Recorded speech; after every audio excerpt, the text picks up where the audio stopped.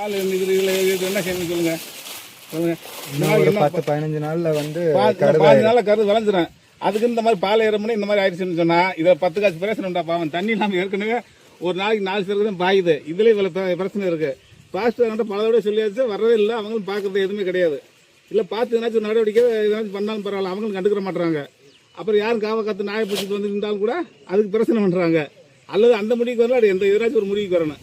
மதுரை மாவட்டம் அலாநல்லூர் வட்டம் பெரியகுளம் கிராமத்தில் வந்து விவசாயம் பண்ணிட்டு இருக்கோம். இப்போ வந்து நம்ம தோட்டத்தில் வந்து ஒரு 2 ஏக்கரில் வந்து முத்துச்சோளம் வந்து பயிர் செஞ்சுருக்கிறோம். இப்போ போட்டு வந்து ஒரு 2.5 மாதம் ஆச்சு. இந்த டயத்தில் வந்து என்னென்னா காட்டு பன்றியோட வந்து ரொம்ப வந்து சேதப்படுத்துது. நம்ம பயிரை பூரா வந்து கருது வச்சிருச்சு, அந்த கருதை பூராமே கடிச்சு சாப்பிட்டு தோண்டியும் போட்டு போயிடுது காட்டு ஃபுல்லாகவே. இப்போ ஒரு 1/2 ஏக்கருக்கு மேலே தோண்டி போட்டுருச்சு. நம்ம செலவு பண்ண காசை கூட எடுக்க முடியுமான்றது தெரியல. ஏன்னா இன்னும் ஒரு 4 நாளைக்கு தொடர்ந்து வந்துச்சுன்னா இருக்கிற எல்லாத்தையுமே தோண்டி போட்டுரும். எந்த ஒரு வருமானமே பார்க்க முடியாத அளவுக்கு போயிட்டு இருக்கு சூழ்நிலை வந்து. இப்போ நம்ம படிச்சுட்டு நான் வந்து இப்போ வந்து பிஎஸ்சி சுவாலஜி படிச்சிருக்கிறேன். ஆனால் வந்து விவசாயம் பண்ணணும்னு நினச்சி பண்ணிக்கிட்டு இருக்கிறோம். இப்போ இருக்கிற காலகட்டத்தில் எல்லாருமே விவசாயத்தை விட்டுட்டு வெளியே போய்கிட்டு இருக்கிறாங்க. ஆனால் வந்து நம்ம விவசாயத்தை தான் பண்ணணும், நம்ம குடும்பமாக எடுத்து பண்ணிகிட்டு இருக்கோம். இதுக்கேற்றாப்புல நம்மளுக்கு வருமானம் வந்தால் தான் நல்லா இருக்கும். ஆனால் வந்து வருமானம்ன்றதே இல்லாமல் போயிட்டு இருக்கு. ஏன்னா காட்டு பன்றி வந்து டெய்லி வந்து இப்படி பண்ணிட்டு போச்சுன்னா நம்ம வந்து இன்வெஸ்ட் பண்ணதை விட ப்ராஃபிட் வந்தால் தான் நல்லா இருக்கும். ப்ராஃபிட்ன்ற ஒன்று இல்லைன்னா நம்ம விவசாயம் பண்ணுறதுலே அர்த்தம் இல்லாமல் போயிடுது.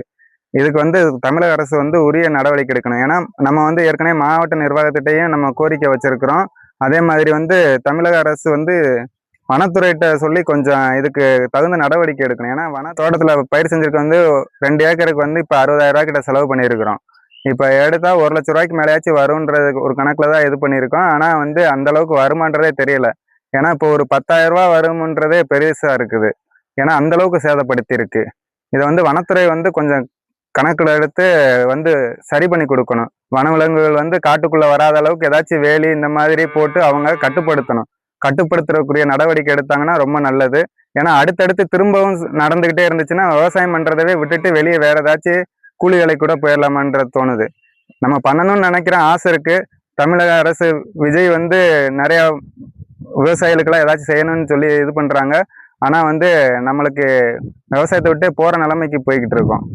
தமிழக அரசு வந்து இதை நடவடிக்கை எடுத்து எங்களுக்கு வந்து உரிய நடவடிக்கை எடுத்து நஷ்ட ஈடு கொடுத்தா நல்லாயிருக்கும்.